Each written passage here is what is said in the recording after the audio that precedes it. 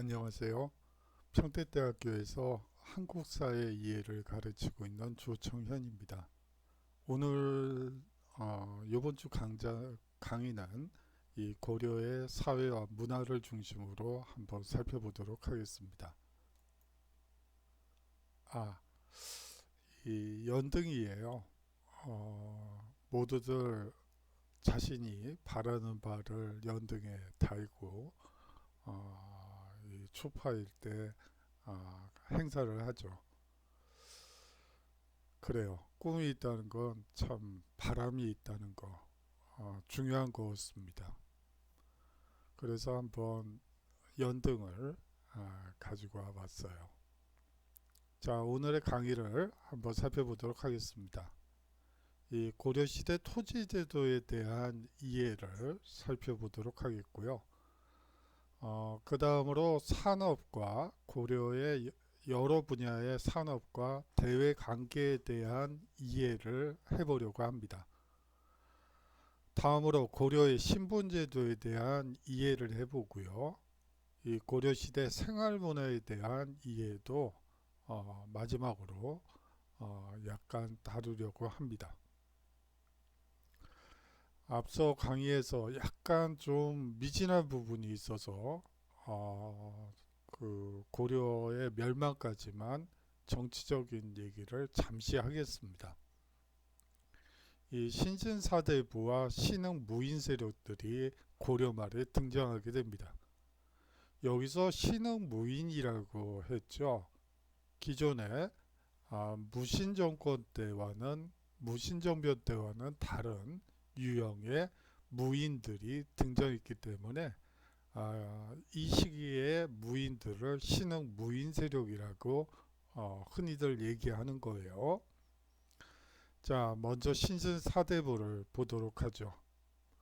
이 등장 배경은요, 고려 말에 권문세족의 횡포를 비판하고 이들은 새로운 관료층으로 들어오게 됩니다.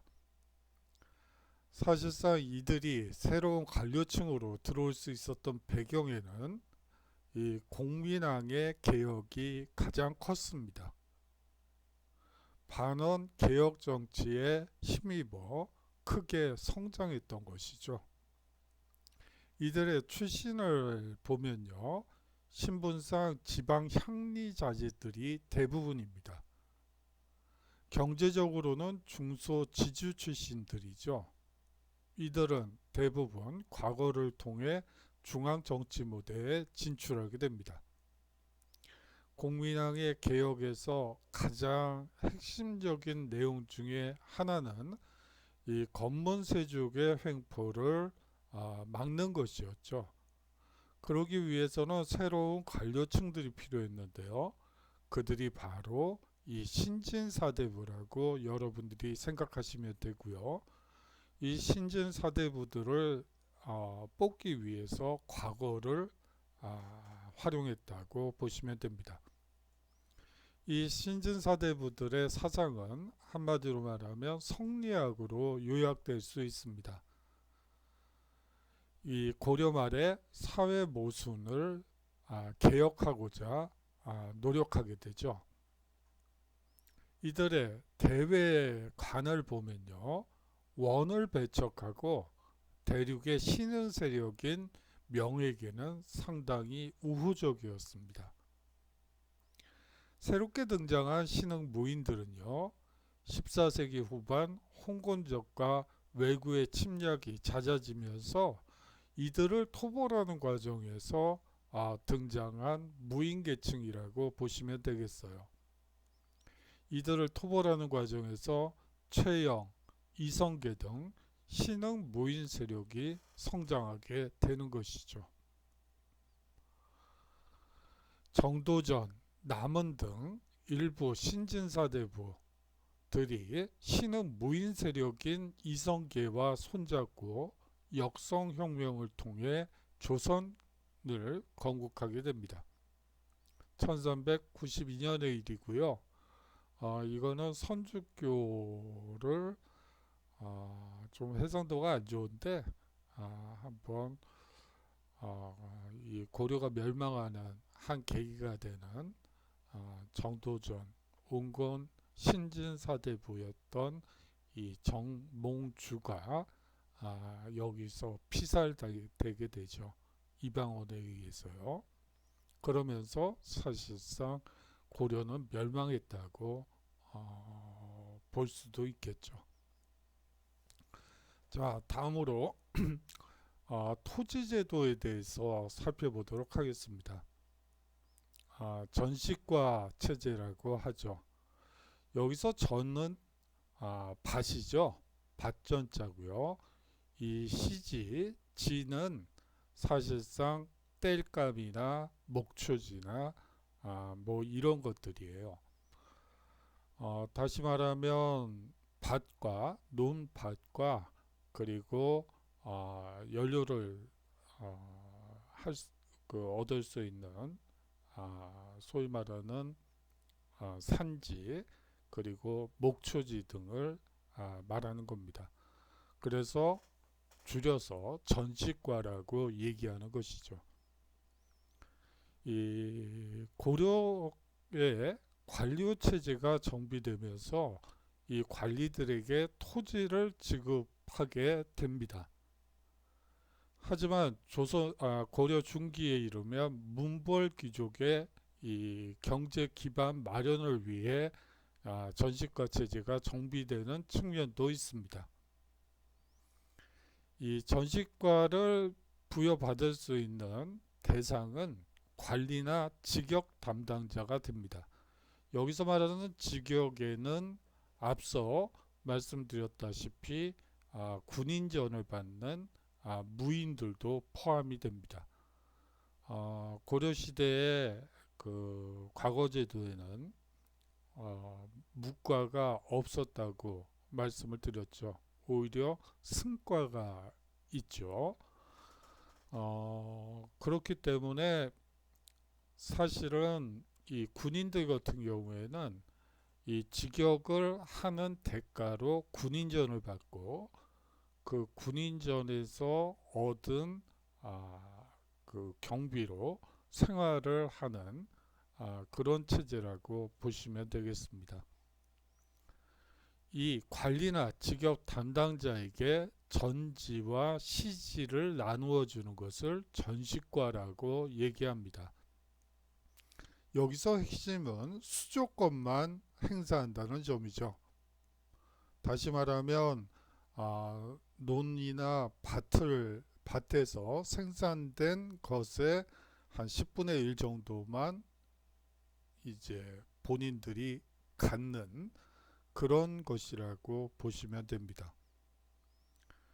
다시 말하면 땅을 준 것이 아니고 그 세금 혹은 임대료를 받을 수 있는 권리만 준 거라고 볼 수가 있죠. 자, 전식과 정비 과정을 한번 살펴보도록 하죠. 이 태조 왕건은 이 역분전을 주는데요.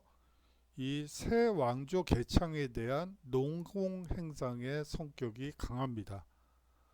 인품을 기준으로 지급을 했다고 이제 고려사에는 적혀 있는데요.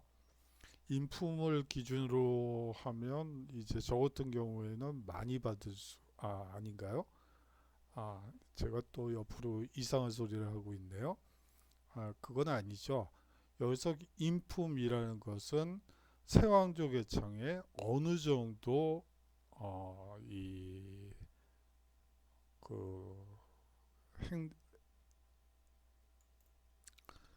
어느 정도 영향력을 행사했고 또 고려 왕조 개창에 도움을 줬는지 그것을 기준으로 해서 역분전을 주었다고 보시면 됩니다.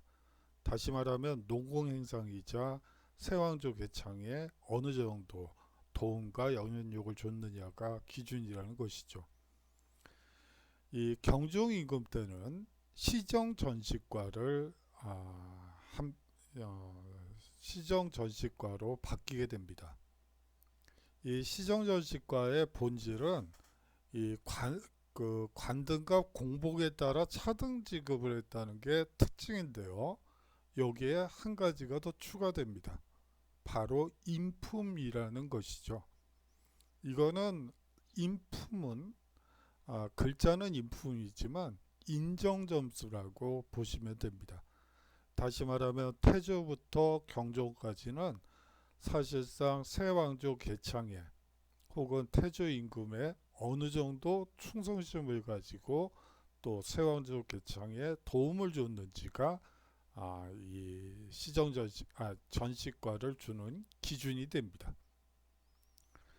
목종 임금 때는요, 개정 전시과를 실시합니다.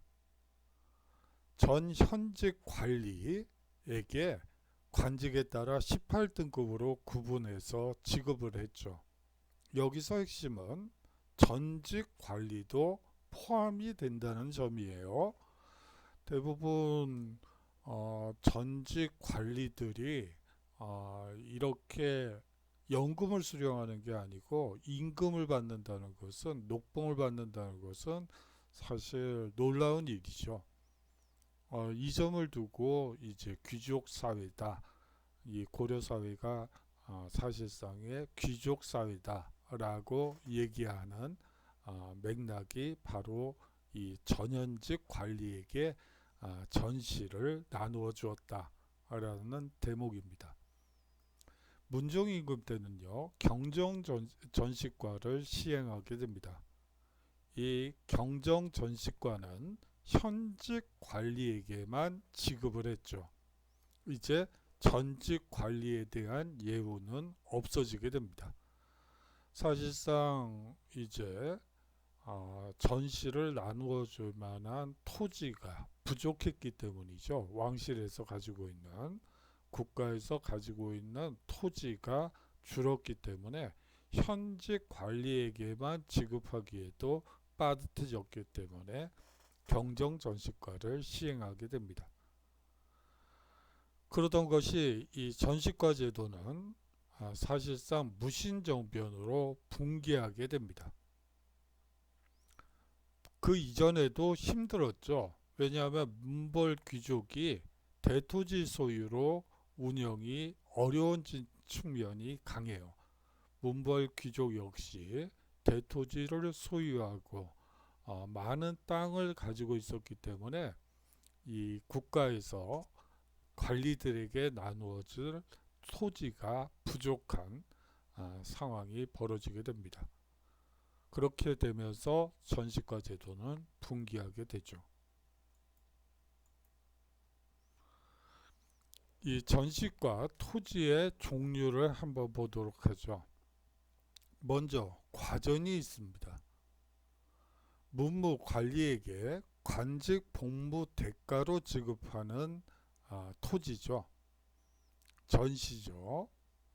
관리가 죽거나 관직에서 물러나면 국가에 반납해야 했습니다. 그렇게 되면 사실상 관직에서 물러나는 순간 사실상 물러나거나 죽게 되면 땅이 없어지는 거죠. 그렇게 되면 체면을 유지할 수가 없기 때문에 이 공음전 제도를 시행하게 됩니다. 이 공음전은요, 5품 이상의 관리에게 지급했고요. 이것은 세습이 가능했어요. 자식들에게 물려줄 수가 있었던 것이죠. 바로 이 공음전 때문에 이 고려사회가 귀족제 사회가 아니었느냐를 얘기할 수 있는 근거가 되는 것입니다. 자, 한인전이라는 게 있어요. 6품 이하 하급 관리의 자제로 관리에 오르지 못한 자에게 지급한 토지입니다.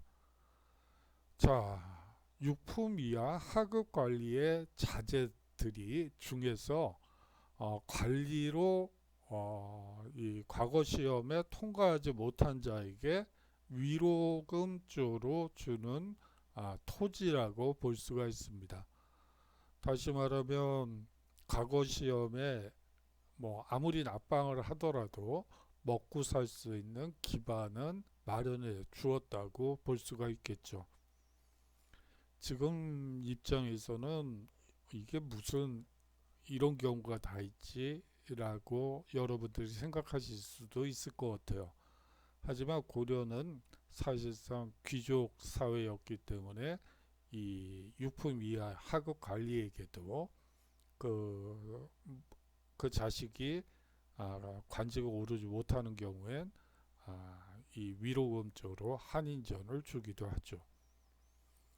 군인전은요, 중앙의 군인에게 지급한 것으로서 이 군역을 세습한 자손에게 세습을 그리고 물려줄 수 있도록 한 이 땅이라고 볼 수가 있습니다.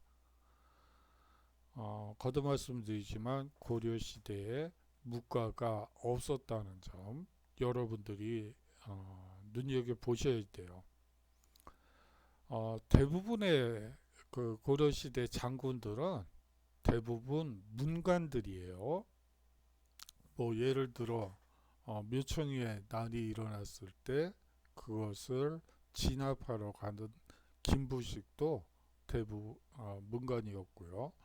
서희도 이 장수로 요나라가 쳐들어왔을 때 활약을 하지만 사실은 문관 출신이고요. 강감천 장군 역시 사실상 문신입니다.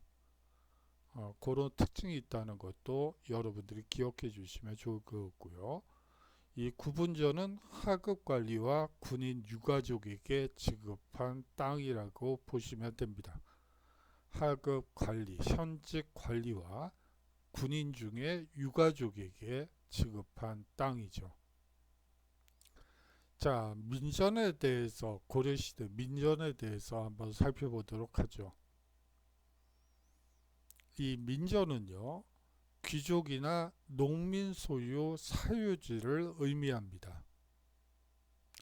소유권은 보장이 되고요. 매매, 상속, 증여, 임대가 가능했죠. 사실상 현대 시기에 토지의 소유권을 개인이 가진 것과 같다고 보시면 됩니다. 개념적으로는 국가가 수조권을 가지는 공전입니다. 자, 세금을 징수하는 수조권을 가지는 공전이죠. 개념적으로는. 이 민전에서 세금을 거두어 국가재정으로 충당했기 때문이죠. 하지만 소유권을 기준으로 한다면 사유지입니다. 수조권 기준으로는 그것을 행사하는 주체에 따라 공전 또는 사전일 수 있습니다. 이게 좀 여러분들이 헷갈리실 것 같아요. 사실상 우리식으로 얘기를 하자면 국영기업체들 혹은 공공기관들에서 땅을 임대하는 경우가 있죠. 뭐 서울시에서 상인들에게 상점을 임대한다든지 이런 경우에는 공전이에요. 그렇게 되고요. 또 뭐 개인의 경우에는 뭐 사전이 되죠. 이런 식으로 여러분들이 이해하시면 될 것 같습니다. 자, 다양한 산업의 발달, 농업을 보도록 하죠. 목화예요. 문익점 선생이 뭐 요새 기준으로 한다면 산업 스파이라고 볼 수가 있겠죠. 몰래 가지고 와서 우리나라 토양에 맞게끔 종자 개량까지 해서 일반 백성들에게 분양을 했죠. 그런 일화가 있는 목화예요. 목화가 참 이 솜이죠. 사실상 솜이 아름답게 피어난 모습이 있어서 은근슬쩍 가져왔어요. 저작권 표시가 안 돼 있어서 또 이게 문제가 될까봐 좀 걱정이 되긴 하지만 여하튼 한번 용기를 내고 가져와 봤습니다. 자, 이 고려는 중농 정책을 시행했죠. 이 농민 생활 안정이 곧 국가 재정의 안전적 확보를 가능하게 하기 때문에 사실상 중농 정책을 실시할 수밖에 없었습니다. 이 중농 정책의 핵심에는요, 개간과 간척 사업을 장려하죠. 뭐 예를 들어 개간과 간척 사업을 한 땅에 대해서는 10년간 세금을 면제해 준다든지 여러 혜택을 주고 있습니다. 개간지에 일정 기간 면세 혜택을 주는 것이죠. 이 농번기 자벽 동원을 금지시키기도 합니다. 한참 농사 짓고 있는데 갑자기 도로를 닦자고 장정들을 전부 동원하는 거예요. 고려시대에는 요역이 있었죠. 이렇게 되면 사실상 그 농사철에 농사를 짓지 못하고 자벽에 시달리다가 농사도 못 짓고 결국은 돈도 못 벌고 이렇게 되는 것이죠. 그렇기 때문에 농번기에는 철저하게 자벽 동원을 금지시키는 중농 정책을 실시하게 됩니다. 또 아울러서 재해 발생 시에는 세금을 감면해 주기도 합니다. 그 재해가 발생했는데 뭐 소위 말해서 소출이 거의 없는데 거기다가 세금까지 내라고 한다면 그거는 농민 반란을 일으키라는 얘기랑 다름이 없죠. 사실상 생존권의 문제가 이기 때문에 이 시기에는 또 농민 반란들도 많이 나타날 수밖에 없었던 것이죠.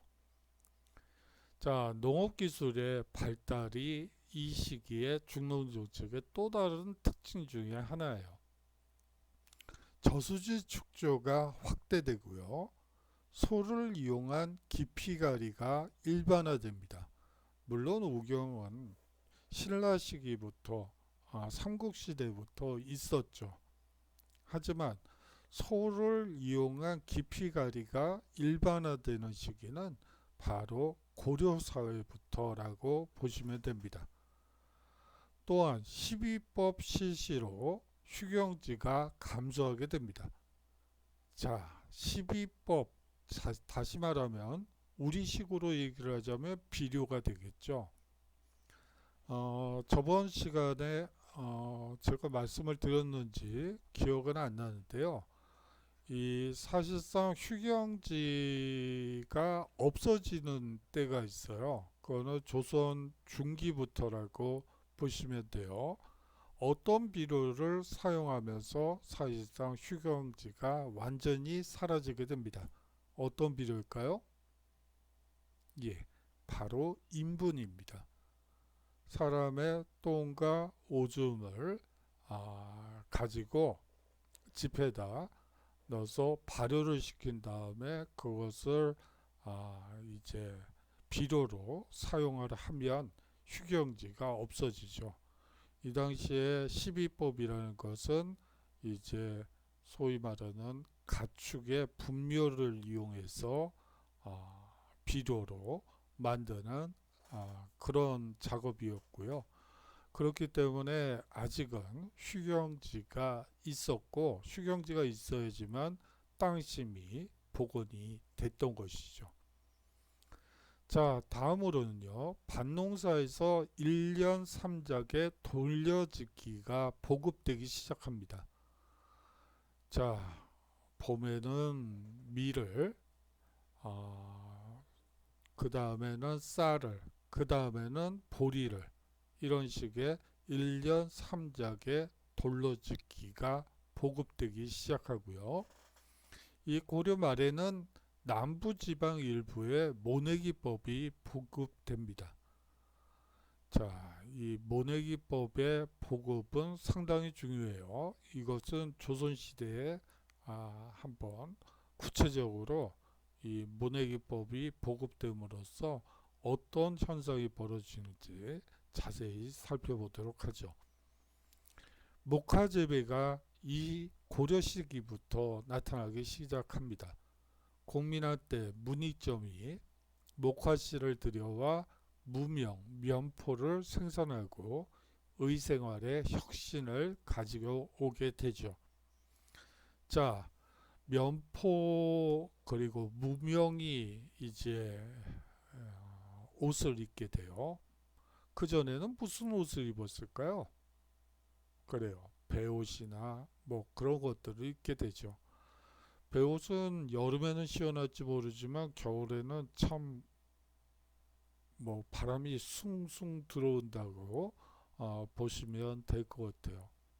이제 목화씨가 들어오면서 목화가 재배되면서 추운 겨울에도 따뜻한 겨울을 이제 누릴 수 있게 되는 것이죠.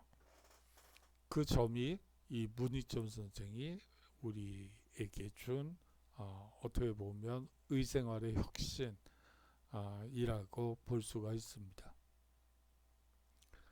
다양한 산업이 발달하죠. 이 수공업 분야를 보도록 하겠습니다. 이 고려 전기와 고려 후기는 약간의 차이가 있어요. 어떤 차이가 있는지 여러분들이 느끼셔야 되고 시험에서 자주 내죠. 이 고려 전기에는요, 관청 수공업과 소 수공업이 발달합니다. 여기서 말하는 소는 향수 부곡할 때 그 소예요. 이 관청 수공업은요, 공장이 있습니다. 장인들이죠. 이 장인들이 중앙이나 지방 관청에 소속되어 왕실이나 관청의 물품 혹은 무기 등을 생산했죠. 그것을 관청 수공업이라고 합니다. 소수공업은요, 전국 각지의 소에서 향수 부곡할 때 그 소에서 금, 은, 종이, 먹 등을 생산하여 곡물로 납부하는 그러한 산업입니다. 고려 후기가 되면요, 사원 수공업과 민간 수공업이 발달한다는 특징이 있습니다. 자, 초기에는 관청 수공업과 소수공업에서 이제 사원 수공업과 민간 수공업이 발달한다는 얘기인데요. 자, 한번 보죠. 사원 수공업은 삼배, 모시 등의 직물과 술, 소금, 귀화 등을 생산하게 됩니다. 자, 사원이라는 것은 불교 사찰을 얘기하고요.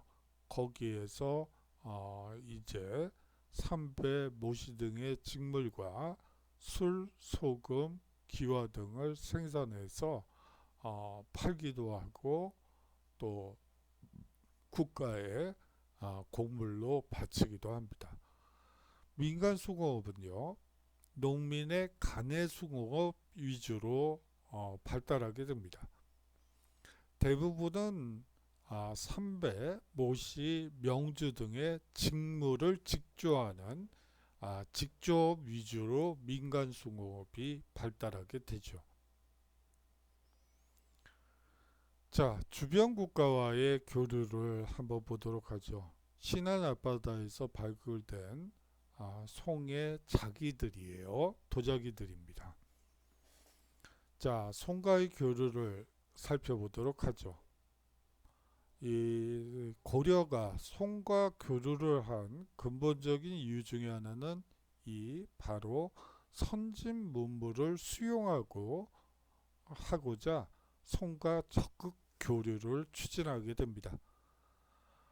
그렇기 때문에 사신 및 상인 왕래뿐만이 아니고 유학생과 유학생 교류도 상당히 활발했죠. 송과의 무역은 주로 공무역 위주로 이루어졌습니다. 물론 공무역단, 사신단 안에는 이 사무역을 하는 사람들도 개인적인 거래를 하는 사람들도 포함되어 있었죠. 이 고려시대의 송과의 무역로는 바닷길을 주로 사용했습니다. 왜 바닷길을 사용했을까요? 북방에는 요나 거란이나 금 혹은 원과 같은 북방 유목민족들이 차지하고 있었습니다. 그렇기 때문에 이 대륙을 통해서 중국과 교류하기는 어려웠죠. 그렇기 때문에 바닷길을 주로 사용할 수밖에 없었습니다. 그렇기 때문에 예성강 어귀의 병난도가 무역항으로 번창하게 됩니다. 이 병난도와 관련해서는 사실은 아주 중요한 항구죠.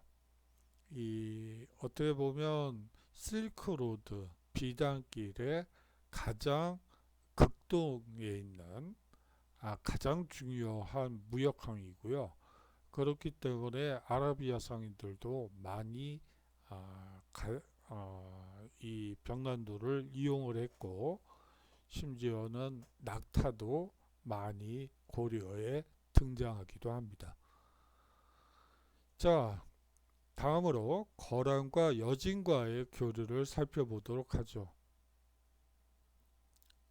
어떤 친구가 그 병난도와 관련해서 한번 자기가 소설을 한번 써보고 싶다고 얘기한 친구들도 봤어요.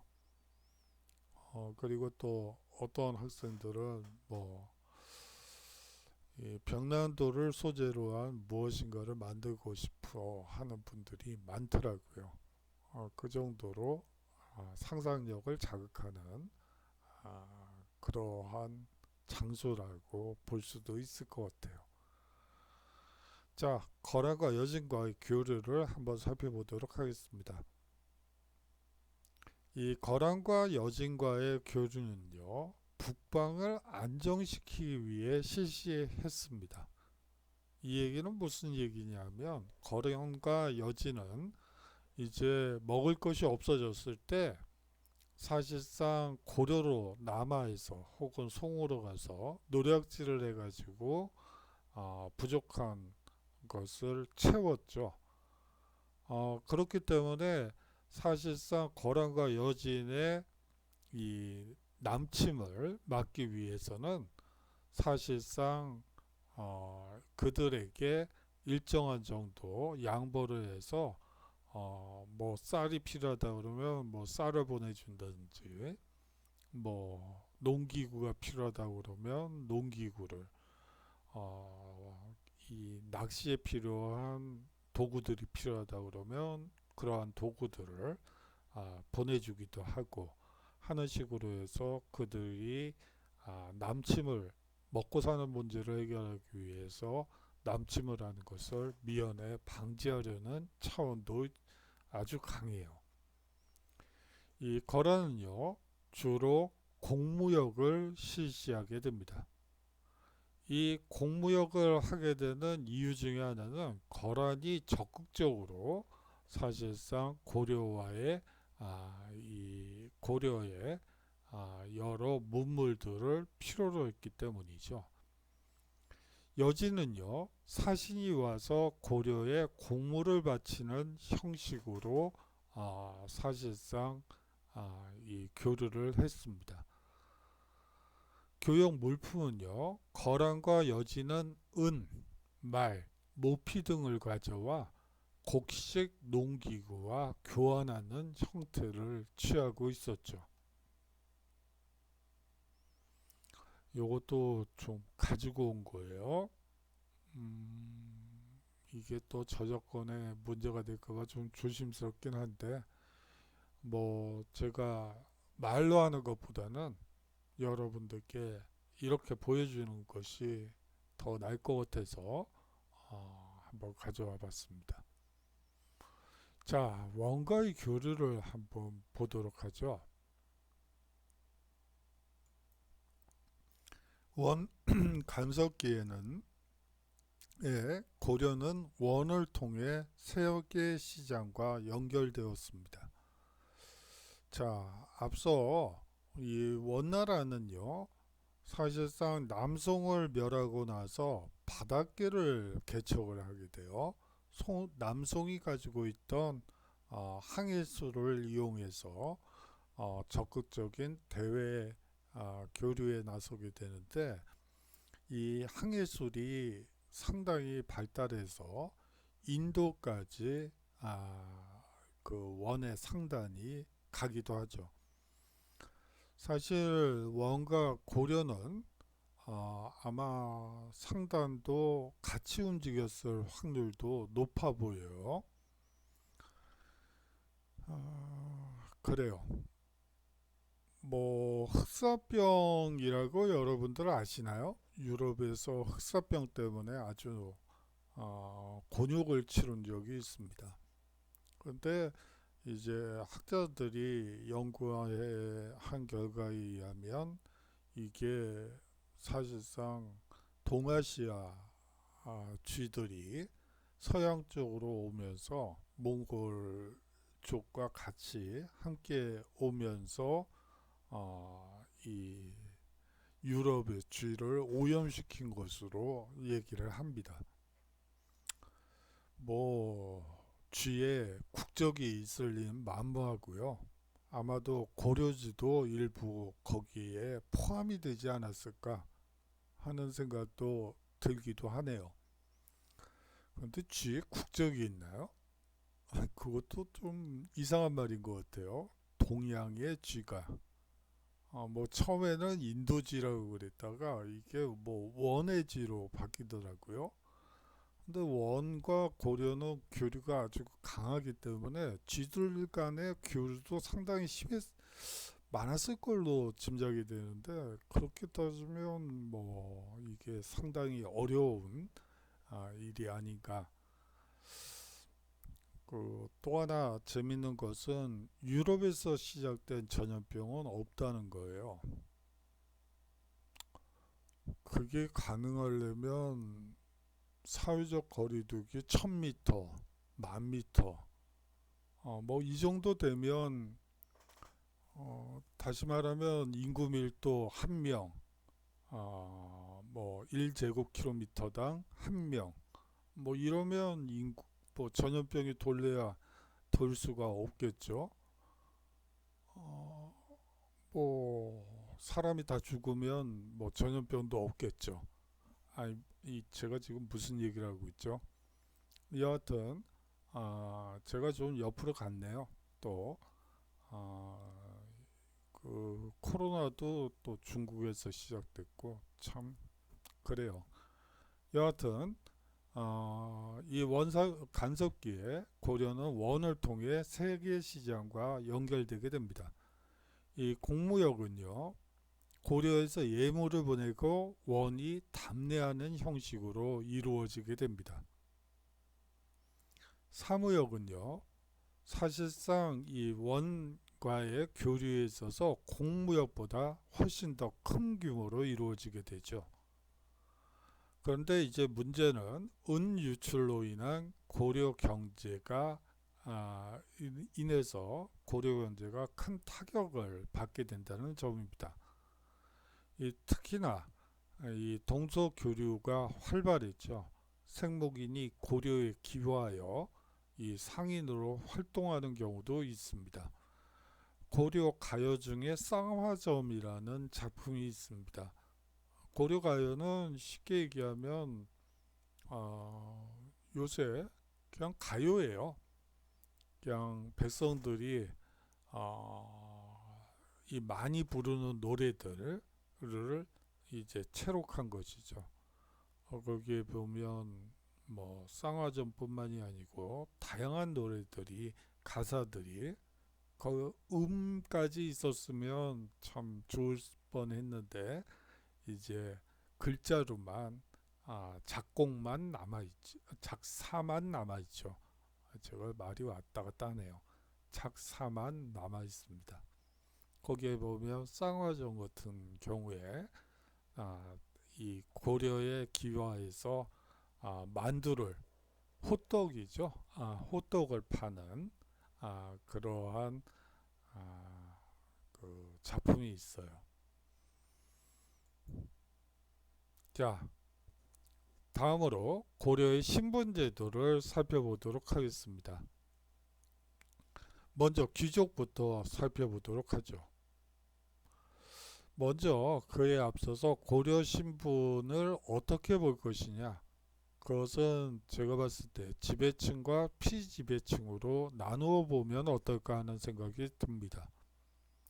지배층은요, 귀족과 중인층이라고, 조선식으로 하면 중인층, 고려시대는 그것이 명확치가 않아서 그냥 중류층이라고 하는데, 여러분들이 그냥 중인층이라고 쓰셔도 뭐 상관은 없어요. 대부분 이 지배층은요, 국가 운영과 행정 실무를 담당하고 있습니다. 피지배층은요, 양민과 천민으로 크게 구분될 수 있습니다. 생산활동에 종사하고요, 국가나 지배층을 위해 봉사하는 계급이라고 보시면 되는데요. 물론 양민과 천민 사이에는 큰 차이가 있죠. 그거는 조금 이따 살펴보도록 하겠습니다. 귀족은요, 이 문벌 귀족이 대표적인데요. 왕족과 여러 대에 걸쳐 이 고위 간직을 차지한 가문을 얘기합니다. 대부분 개경에 거주하고 있다고 보시면 되겠죠. 이 문벌 귀족의 정치적 특권은 과거입니다. 이 과거를 보지 않고 음서로 고위 간직을 독점했다는 특권을 누리고 있었다고 보시면 됩니다. 자, 과거와 음서로 이제 평민들의 경우에는 당연히 과거를 봐야지 되겠죠. 그 다음에 이제 문벌 귀족이라면 음서로 고위 간직을 독점하게 됩니다. 경제적 특권도 누리고 있었죠. 국가로부터 공음전은 이제 귀족으로서 받는 체면 치료용 어떻게 보면 허식적인 그러한 공음전과 또 녹봉으로서의 과전 그리고 현금 등을 받죠. 그렇기 때문에 경제적 부를 독점하고 있다고 볼 수가 있습니다. 이 문벌 귀족은요, 중첩된 혼인관계로 귀족지위를 유지하고 특히 왕실과의 결혼을 중시했습니다. 자, 이 왕실과의 결혼을 중시했는데 이 고려 초기에는 사실상 이 왕실 내부에서의 종례혼이 아주 일반적이에요. 이거는 신라 시대에도 그랬었지만 사실상 왕족은 왕족끼리 결혼하고 귀족은 귀족끼리 결혼하는 그러한 어떻게 보면 종례혼 제도에서 이제 고려사회가 어느 정도 안정된 뒤에는 이제 왕실과의 결혼을 중시하게 됩니다.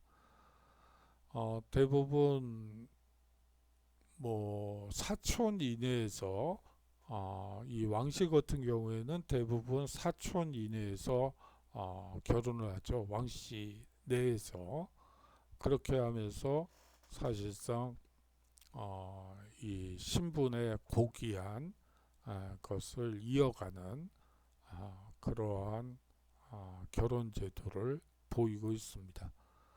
하지만 이러한 귀족층도 변화가 나타나는데요. 이 무신정변 이후 이 무신이 문벌 귀족을 대신하게 되고요.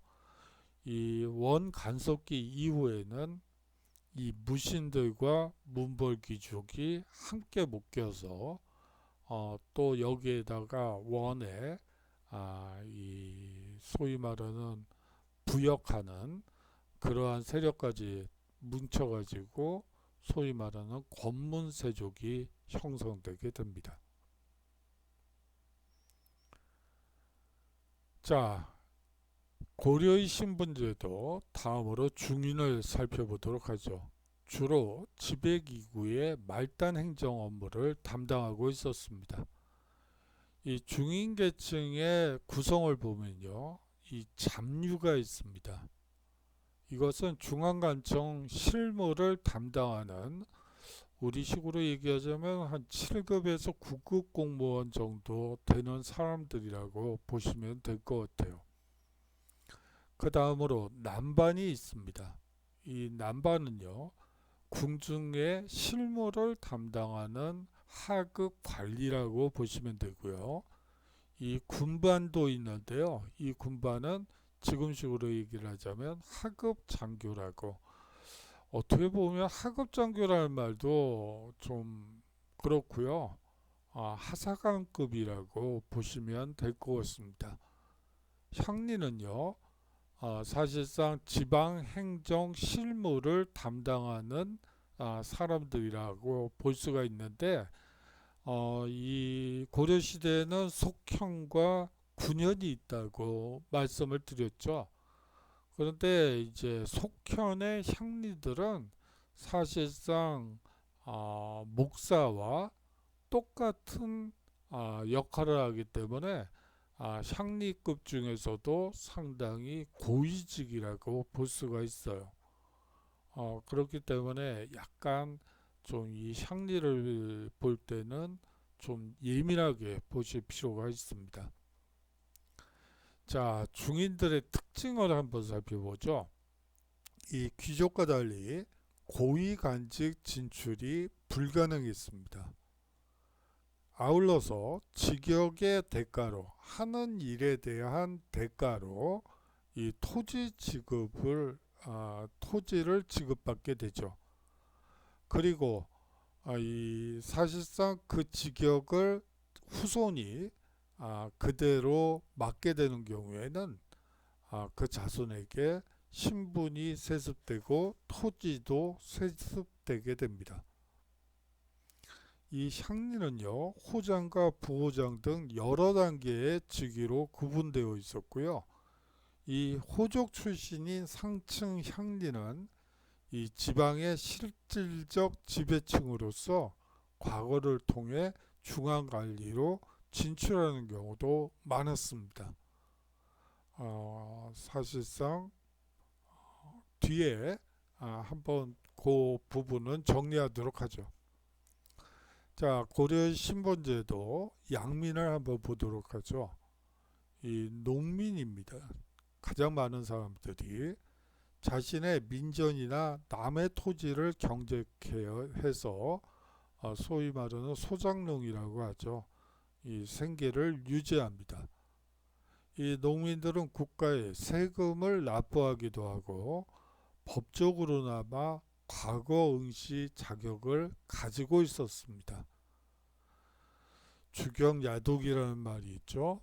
농사를 짓다, 낮에는 농사를 짓고 밤에 공부를 한다.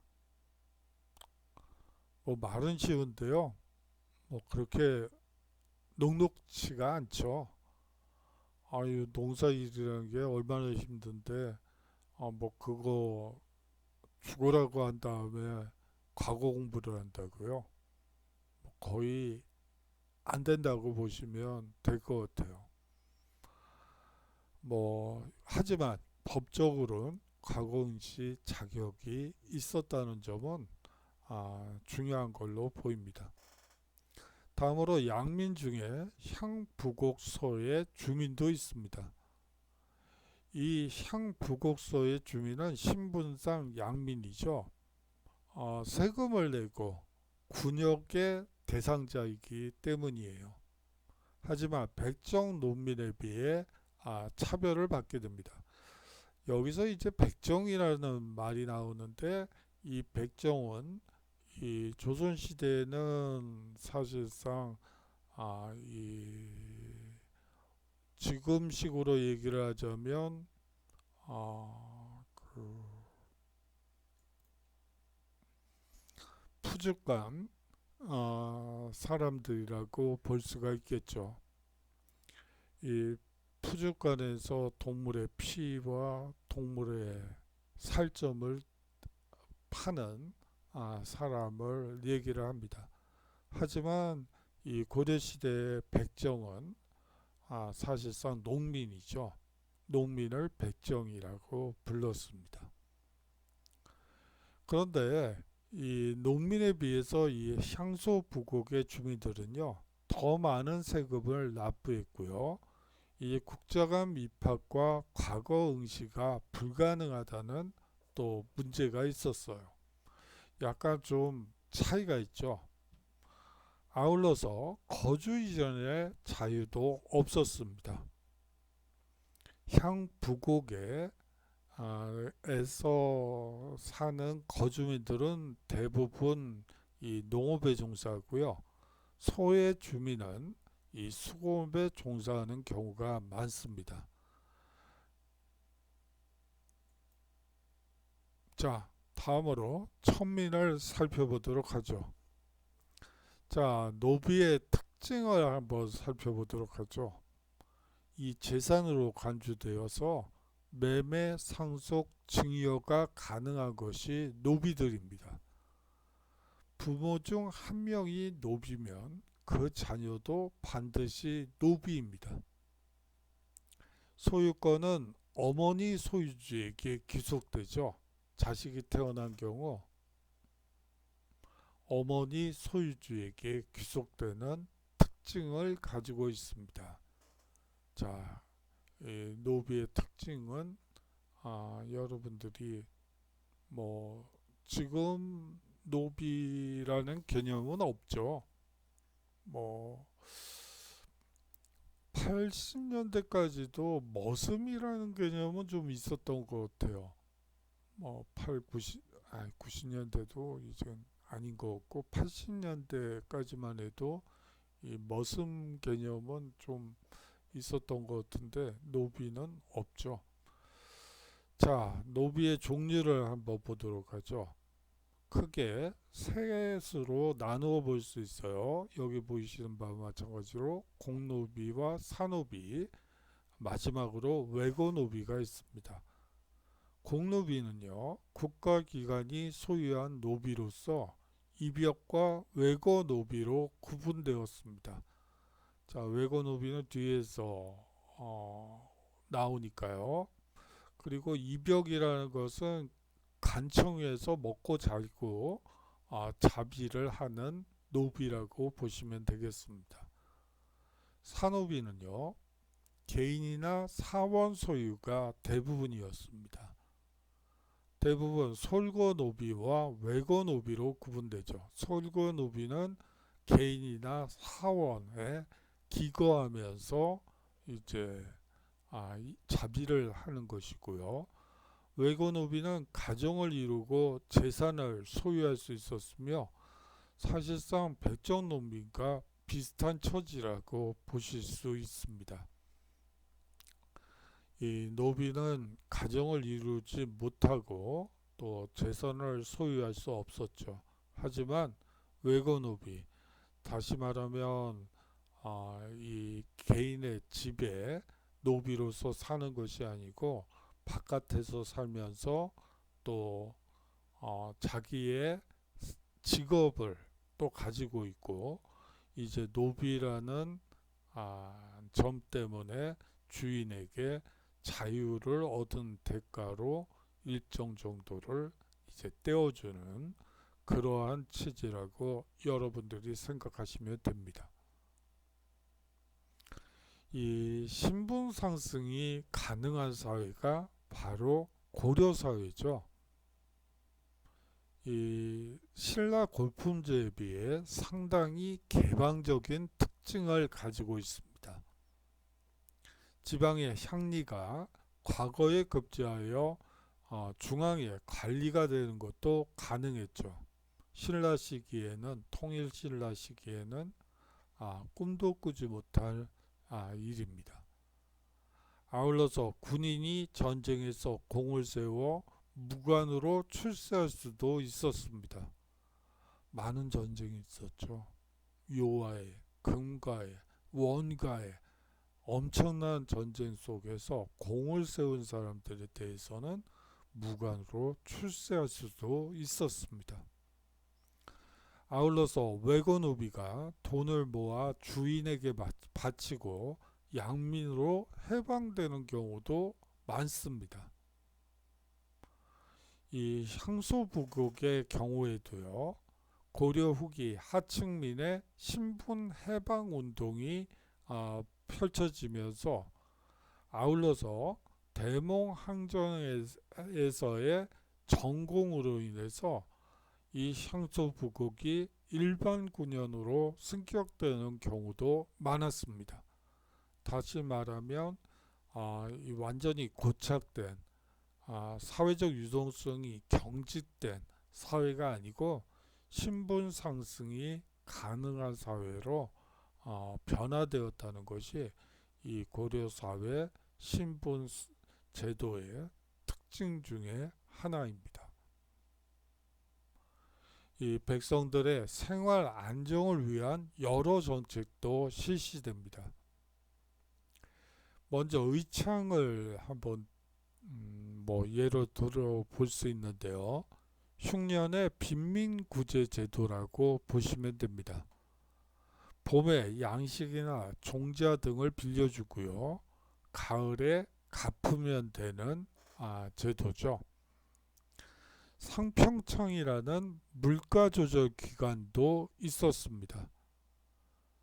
이 개경, 서경, 12목에 설치했죠. 이 기관은요, 풍년에는 곡식을 사들이고 이 흉년에는 싸게 판매하면서 사실상 물가를 조절하려고 애를 쓰게 됩니다. 다 백성들의 생활 안정을 위한 정책이죠. 또한 동서대비원이 만들어지게 됩니다. 환자 치료와 빈민구제를 담당하게 되죠. 이 동서양을 막론하고 이 병원의 역할 중에 환자 치료만 있는 건 아니에요. 대부분 빈민구제도 포함이 돼요. 그거는 이제 얘기를 시작하면 길어져서 요 정도로 마치도록 하겠습니다. 해민국이라는 것이 있습니다. 이 백성에게 의약품을 공급해주는 기관이라고 볼 수 있는데요.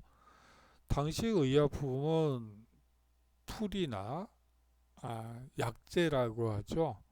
물론 동물성 약재들도 있긴 하지만 그거는 이제 고위 간직자들이나 드시는 것이고 일반 백성들이 이제 배가 아프거나 머리가 아프거나 치통이 심하거나 이럴 때 먹었던 의약품들은 대부분 식물성 재료로 만들어진 의약품들이었습니다.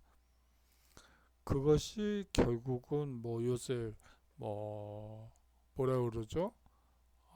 영양제 형태로 또 지금도 먹고 있긴 하죠. 자, 다음으로 재위보라는 게 있습니다. 이 기금을 마련하여 그 이자로 빈민을 구제하고 질병을 치료해 주는 곳이라고 볼 수가 있습니다. 재단이죠. 지금식으로 얘기를 하자면 재위보는 그 학생 장학재단 혹은 의료재단과 같은 재단의 형태라고 볼 수가 있겠죠. 많은 기금을 조성해서 그 이자로 빈민을 구제하고 질병을 치료해주는 현대식 재단이 고려시대의 재위보라고 여러분들이 생각하시면 됩니다. 다음으로 법으로 이자율을 제한하여 고리대로부터 농민을 보호하죠. 자, 법으로 이자율을 제한해서 고리대로부터 농민을 보호했다. 이 얘기는 무슨 얘기일까요? 자, 고리대를 갚지 못하게 되면 농민은 어떻게 됐죠? 노비로 팔려가게 되겠죠. 법으로 이자율을 제한해서 고리대를 막으면서 사실상 이 세금을 낼 수 있는 농민들을 보호하고, 사실상 고리대금이 발달해서 농민이 노비로 전락하게 되면 결국은 군대 갈 사람도 주는 거고 세금도 주는 거고, 또 도로를 닦을 때 백성들을 이 도로 닦는데 동원하기도 어려워지는 것이죠. 그렇기 때문에 법으로 이자율을 제한해서 고리대로부터 농민을 보호했던 것입니다. 자, 고려시대 백성들의 생활 모습을 보도록 하겠습니다. 향도라는 농민 공동체 조직이 있었습니다. 원래 그 기원은요, 이 불교 신앙의 바탕을 둔 농촌 공동체라고 보시면 됩니다. 이 군현이나 촌락 단위로 구성되어 있었죠. 이 고려 초 활동은 매향 활동으로 나타나게 됩니다. 좋은 향을 만들어서 불교 행사에 그 향을 활용하는 것이죠. 이 대규모 불사 등에 동원되는 등 지역사회 통합에 이 향도가 앞장서게 되죠. 이러한 이 향도는요, 고려 후기에 마을의 공동 노역과 혼례, 상장례라는 것은 혼례는 결혼식이고요.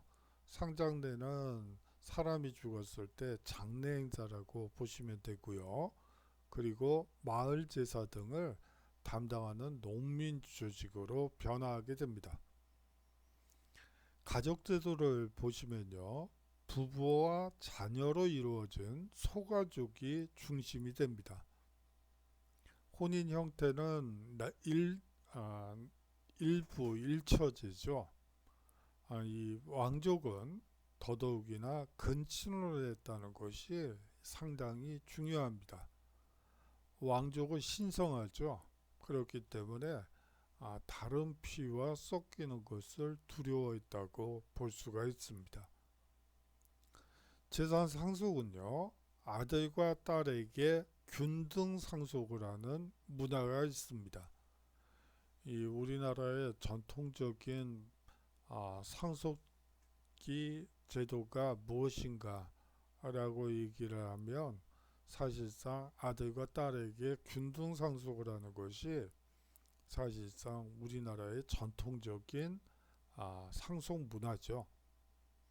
자녀 구분 없이 또한 부모를 봉양하기도 합니다. 딸이 부모를 봉양할 수도 있고요.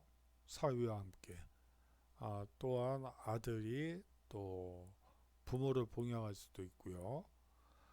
그뿐만이 아니고 아들이 없으면 딸이 부모의 제사를 지내기도 했습니다. 그뿐만이 아니고 이 제사는 불교 행사로 거행되는 경우가 많았기 때문에 사실상 어느 집에 모여서 하는 것이 아니고 사찰에 모여서 하게 되죠. 그렇기 때문에 사찰에게 이제 돈을 주는데 뭐 십시일반 하게 되면서 아들, 딸 구분이 사실상 없었다고 볼 수가 있습니다. 이 고려시대 여성의 지위를 한번 살펴보도록 하죠. 이 고려시대 한번 특징을 살펴보면요, 여성의 지위는 상대적으로 조선시대에 비해 높았다고 볼 수가 있습니다. 하지만 사회활동은 제한되었다고 봐야지 되겠죠. 가정생활이나 가정경제 운영 등 일상생활에서는 남성과 대등한 위치였다고 보입니다. 이 호적을 보면요, 여성 호주가 가능했습니다. 아들, 딸 구분 없이 연령에 따라 호적에 기재됐고요. 족보에도 마찬가지로 아들, 딸 구분 없이 연령에 따라 나이가 많고 적음에 따라 순서대로 이 호적 그 족보에 올리게 됩니다. 호적과 족보에 올리게 됩니다. 그뿐만 아니라 음서의 혜택이 사위나 외손주에게도 미쳤기 때문에 이 처가살이도 많았죠. 자, 음서의 혜택이란 게 뭐라고 그랬죠? 5품 이상의 고위간직자의 자손들에게 사실상 과거 시험을 보지 않은 상태에서 관직에 오르게 하는 거라고 했죠. 그런데 그 음서 혜택의 대상에는 사위나 외손주도 포함되었다는 점이 이 조선시대와 다른 점이기도 합니다. 재산은요, 부부지간이라도 여성의 재산권은 국가가 보장했죠. 결혼할 때 부인이 데리고 온 노비의 소유권은 당연히 부인에게 귀속됩니다. 여성의 재혼이 비교적 자유로웠고요. 재가한 여성의 자유도 차별이 없었습니다. 다시 말하면 현대와 그다지 다르지 않은 모습으로 살았다는 것을 알 수가 있겠죠. 이 고려시대 유학의 발전 과정을 살펴보도록 하죠. 고려 초기에는요, 유교 정치 이념이 확립되게 됩니다. 태조, 왕건은요, 신라 육두부 출신 유학자들이 이 고려 건국에 기여하게 되죠. 유교의 민본 사상에 따라 취민 유도를 강조했습니다. 광종은요, 과거제를 실시하게 되면서 유교 소양을 갖춘 관리를 등용하게 되죠. 성종은요, 중앙에 국자감을 설치하고 지방에는 향교를 설립하게 됩니다. 사실상 유교 정치 이념이 확립되는 시기라고 볼 수가 있겠죠. 이 시기의 대표적인 유학자는 최승로라고 볼 수가 있습니다. 여기서 가장 중요한 것은 초기 유교의 특징이에요. 바로 새로운 국가 건설과 사회 개혁을 추구하면서 사실상 자주적이고 주체적인 특성을 가지고 있죠. 이 성리학자들이 사대주의에 빠져 있다라는 말은 이 시기에는 적절치가 않아요. 물론 조선 초에 그 신진 사대부들도 이런 특징을 가지고 있어요. 사실상 건국이 되면서 실용적인 그리고 국가에 필요한 제반 기술과 능력이 필요하기 때문에 그 자주적이고 주체적인 특성이 실용적인 특성이 나타난다고 볼 수가 있습니다. 하지만 고려 중기에 유학은 보수화의 길을 걷게 됩니다. 이 민벌 귀족 사회가 형성됐기 때문이죠. 지배체제의 안정이 추구되고요. 보수적 성격이 강해지게 됩니다. 대표적 유학자는요, 최충을 들 수가 있습니다. 최충과 김부식을 들 수 있는데요. 최충은 해동공자라는 별명을 가지고 있고요. 구제학당을 세워 제자를 양성하고요. 이 사학 12도가 이 최충의 영향으로 사학 12도가 등장하게 됩니다. 소위 말하는 사립대학들이 나타났다고 여러분들이 생각하시면 될 것 같아요. 이 국자감은 사실상 국립대학이고요. 현재식으로 얘기를 하자면 이 구제학당은 사립대학들이라고 생각하시면 됩니다. 그런데 과거 시험에 이 장원이 되는 경우가 국자감 출신보다는 구제학당 출신들이 훨씬 더 많았죠. 그렇게 되면서 관학보다는 사학에 사람들이 몰리면서 이제 관학 진책이 나타나게 되는 것이죠. 이 최충이 만들었던 구제학당을 본떠서 12군데의 사학이 만들어지게 됩니다. 가장 대표적인 거를 사학 12도라고 하는 거예요. 사립대학들은 많았는데 아주 대표적인 사립대학 12개가 있었다. 이렇게 생각하시면 됩니다. 자, 다음 김보식은요. 이자겸의 난과 금의 사대관계를 맺는 문제와 관련하여 보수적 현실 안정을 추구하게 됩니다. 관학 이 최충과 사학 12도로 인해서 국자감, 국립대학이 별 볼 일 없어졌다고 했죠. 그렇게 되면서 이 사학 12도가 융성해지면서 이 국자감과 관학교육, 앞서 향교를 얘기한 적이 있는데요. 국자감과 향교의 인기가 떨어지게 됩니다. 그렇기 때문에 관학 진인책으로서 국자감의 7제로 나뉜 전문 강좌가 개설되게 됩니다. 소위 말하는 이 과거 시험에 나오는 쪽집게 문제풀이반이라고 여러분들이 생각하시면 돼요. 그 7제로 나뉜 전문 강좌가 개설되고요. 양형고라는 장학재단을 설치해서 가난한 사람들도 아니면 장학금을 받아가면서 공부할 수 있는 기회를 제공하게 됩니다. 죄송합니다. 목이 자꾸 갈라지고 그러네요. 자, 성리학의 수용을 살펴보도록 하죠. 이 성리학의 특징은요. 인간의 심성과 우주 원리 문제를 철학적으로 탐구하는 어떻게 보면 신유학이라고 볼 수가 있습니다. 이 송의 주의가 완성한 것이죠. 이 성리학은요. 안양에 의해 처음 전례가 됩니다. 충렬할 때 얘기고요. 이 성리학은 심신수양을 중시하죠. 사실상 불교의 선종의 영향을 깊이 받게 됩니다. 그렇게 되면서 실천적 측면이 강조되게 되죠. 이 안양에 의해 처음 전래된 유교는 이재현에 의해서 새로운 도약의 기회를 맞게 됩니다.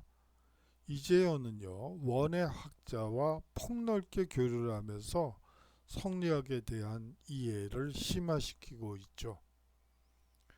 그 다음으로 이재현의 제자들인 이색, 그리고 그 이색의 제자인 정몽주, 정도전 등 신진사대부에게 계승되게 됩니다. 고려 말 신진사대부들이 수용하여 발전시킨 유학의 성격을 보면요. 불교의 폐단을 비판하고 건문세족의 횡포를 비판했습니다. 아울러서 이 성리학은 사회 모순의 개혁 의지를 분명히 하게 됩니다. 또한 형이사학보다는 실천적 기능을 강조해서 소학과 주자가래를 보급하게 되죠. 실천을 하는 이 소학과 주자가래를 보급하게 됩니다. 이러한 실천 기능이 강조되면서 유교적 생활 관습을 정착시키려고 노력하는 특징을 가지고 있습니다.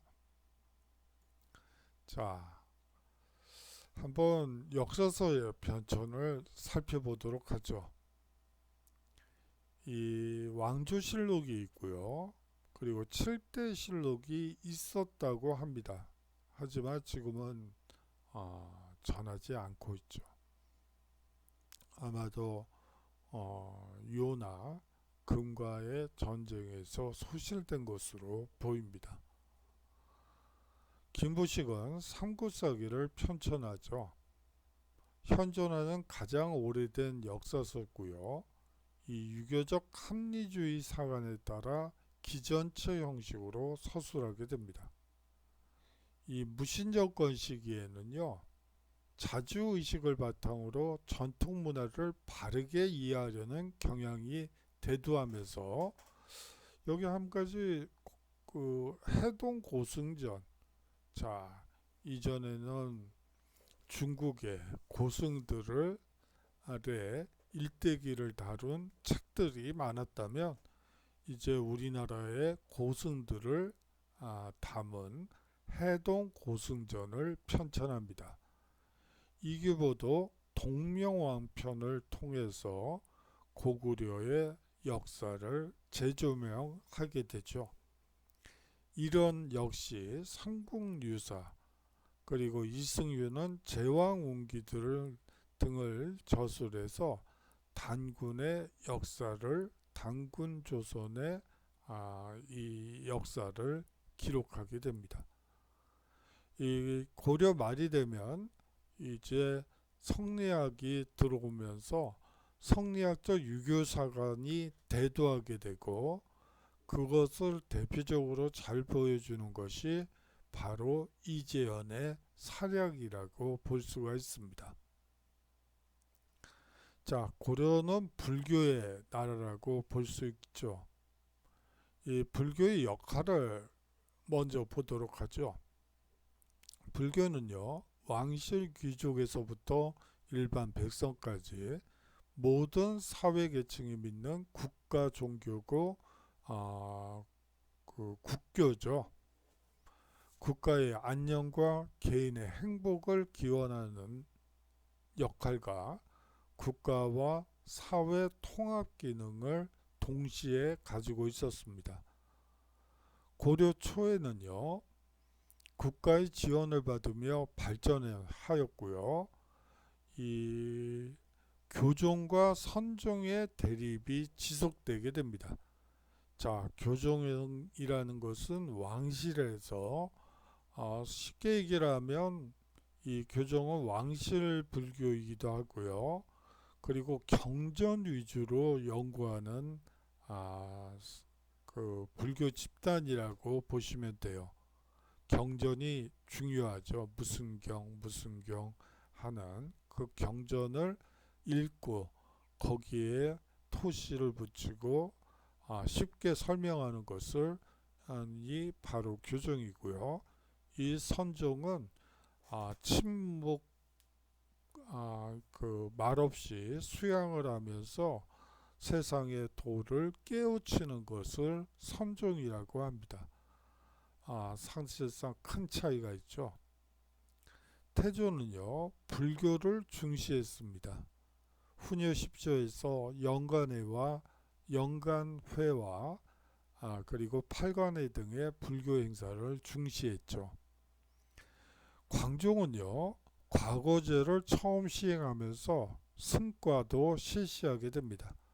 그렇게 함으로써 신망이 높은 승려를 국사와 왕사로 삼게 되죠. 고려 중기에는요, 문벌 귀족 사회가 발달하면서 교종이 융성하게 됩니다. 쉽게 얘기하면 왕실이 후원하던 불교가 이제 귀족들이 후원하는 종교로 변천됐다고 보시면 되고요. 천체종이 성립되게 됩니다. 그거는 뒤에서 설명드리도록 하죠. 바로 뒤에서요. 무신정권기에는 이 선종이 부흥하게 되고 이 시기에 조계종이 성립하게 됩니다. 신앙 결사 운동에 나타나게 되죠. 불교의 외형적 발전만 추구하고 이 세속화하는 경향도 나타났었는데 이전 문벌 귀족 사회에 제가 설명을 잘못 드렸네요. 문벌 귀족 사회에서 이 교종이 융성하면서 불교의 외형적 발전만 추구하게 되는데요. 그리고 세속화하게 되죠. 이를 비판하며 시작된 것이 바로 이 조계종과 신앙결사운동이라고 보시면 됩니다. 자, 불교의 분열을 보도록 하죠. 신라 말부터 교종과 선종의 두 흐름으로 나뉘어 대립했었죠. 귀족 사회가 안정화되면서 화엄종, 법상종 등 왕실과 귀족의 지원을 받는 교종이 융성하게 됩니다. 그래요. 이것은 통일신라 때부터 지속되었던 현상이었죠. 그러자 의천이 교단 통합운동을 전개하게 됩니다. 화엄종을 중심으로 교종을 통합한 뒤 해동 천태종을 창시한 것이죠. 교종의 입장에서 또한 선종을 통합해야 한다고 생각했습니다. 수행 방법으로는 교간 겸수를 주장했죠. 자, 일단 경전을 읽고 연구를 한 뒤에 수양을 하면 되는 거다 라고 볼 수가 있습니다. 자, 그렇지만 의천이 죽은 뒤에 교단은 다시 분열하게 되죠. 이 진울의 신앙결사운동을 살펴보도록 하겠습니다. 이 수선사 결사라고 얘기를 하는데요. 이 승려로서의 본연의 자세로 돌아가 이 독경과 참선을 해야 하며 노동에 힘써야 한다는 개혁운동이 바로 수선사 결사입니다. 이 운동은 사실상 지금의 조계종으로 발전하게 되겠죠. 선교 일치의 사상체계를 진울은 확립하게 됩니다. 선종을 중심으로 교종을 통합하려는 운동이었죠.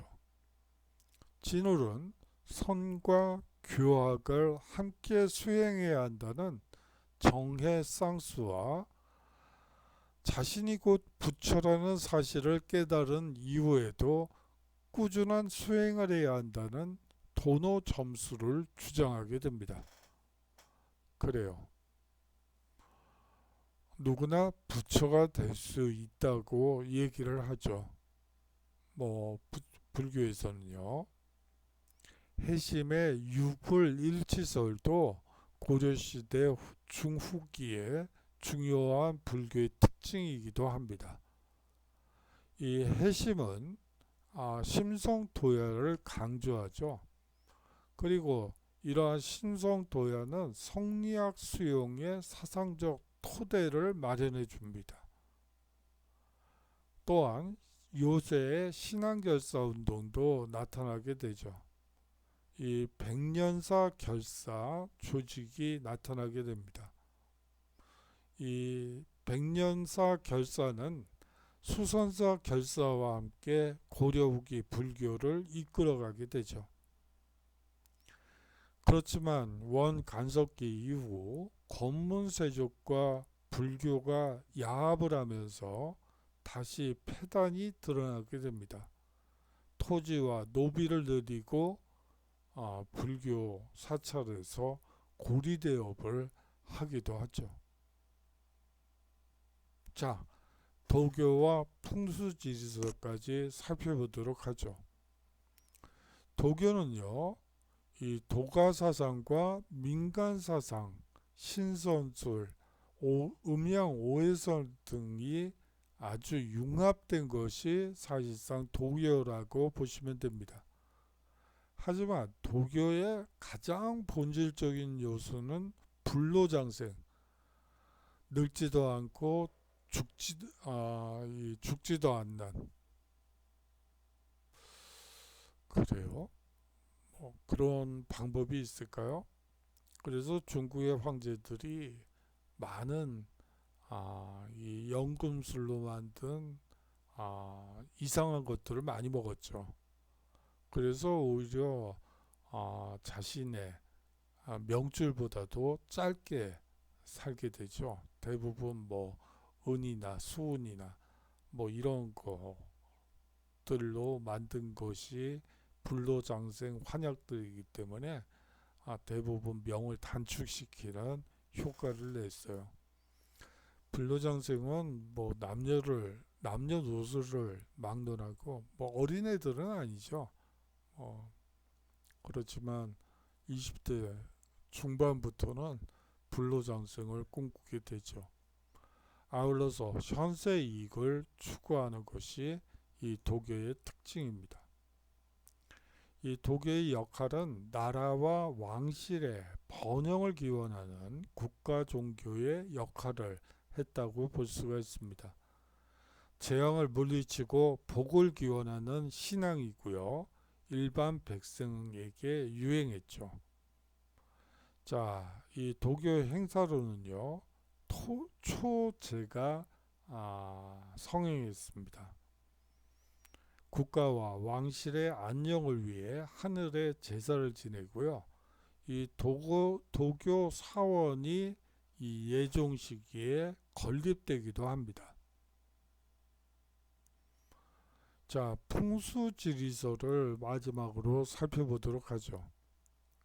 땅의 형세나 모양이 국가 운명이나 개인의 삶에 영향을 미친다는 사상입니다.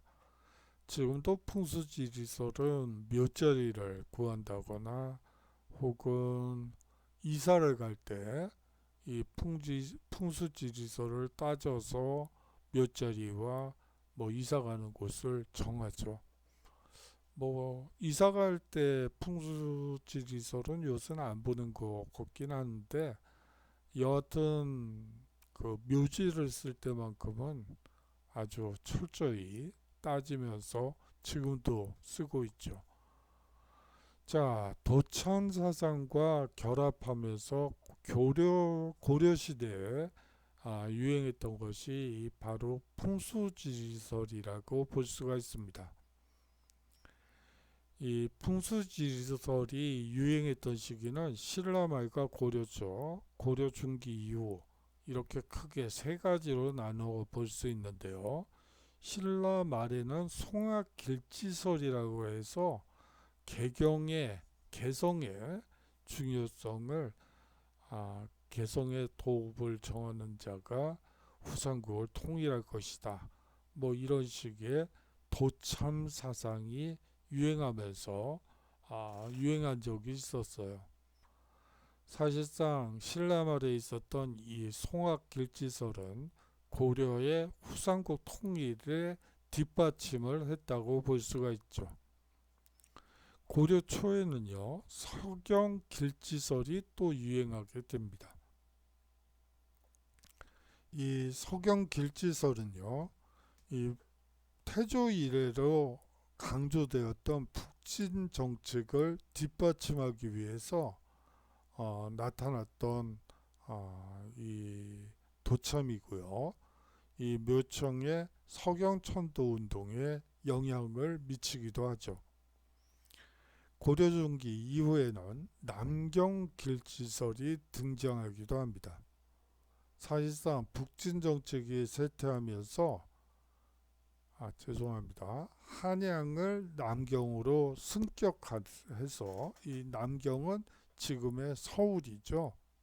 한양이라고도 조선시대에는 했던 그렇지만 이 고려시대에는 남경이라 불렸던 이 남경길지설이 나타나면서 사실상 이것은 북진정책의 쇠퇴를 의미하고 한양을 남경으로 승격하는 계기가 되는 이 풍수지리 혹은 도천서성이라고 볼 수가 있습니다.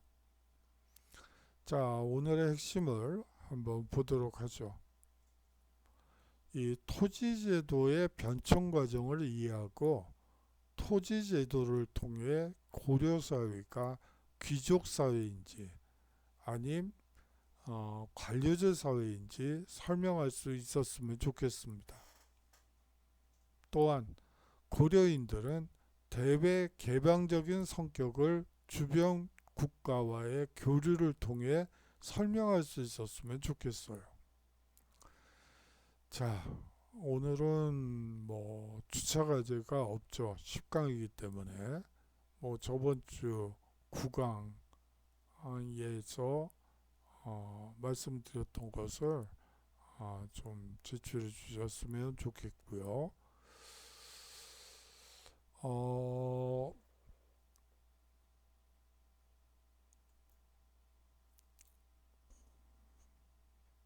마지막으로 제가 관용 세상의 모든 클래스를 위하여를 기말 레포트로 제출을 부탁을 드렸는데 책을 좀 바꿔볼까 지금 고민 중이에요.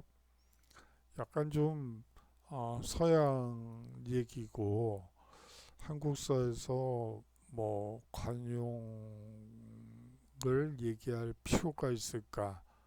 뭐 그런 생각이 들어서 그거는 제가 좀 고민을 하고 다음 주 중에 잠시만요. 다음 주 중에 공지를 드릴게요. 만약에 그냥 관용 세상의 모든 클래스를 위하여를 계속하게 그냥 한다면 굳이 공지를 올려드리지 않고요. 만약에 바꾸게 되면 공지를 올려드리도록 하겠습니다. 자, 장시간 동안 수업 들어주시느라고 수고 많으셨고요. 다음 주에 건강한 모습으로 서로 인사했으면 좋겠네요. 자, 수고 많으셨고요. 안녕히 계십시오.